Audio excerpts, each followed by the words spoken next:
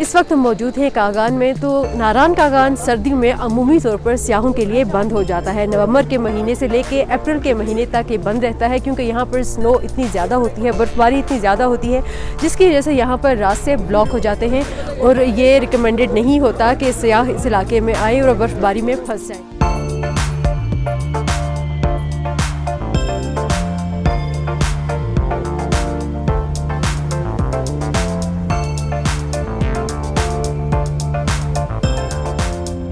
यहाँ पर जो मुकामी आबादी है वो भी यहाँ से बालाकोट और मानसहरा वाली साइड पर मुंतकिल हो जाती है, क्योंकि मौसम की शिद्दत यहाँ पर इतनी ज़्यादा होती है कि यहाँ पर 3 से 4 फुट तक बर्फबारी होती है। आप देख भी सकते हैं कि मेरे पीछे जो पहाड़ हैं नारान कागान के, यहाँ पर बर्फबारी तकरीबन 3 से 4 फुट है और यहाँ पर सियाह आपको नज़र नहीं आएंगे, क्योंकि सियाहों के लिए ये बंद है।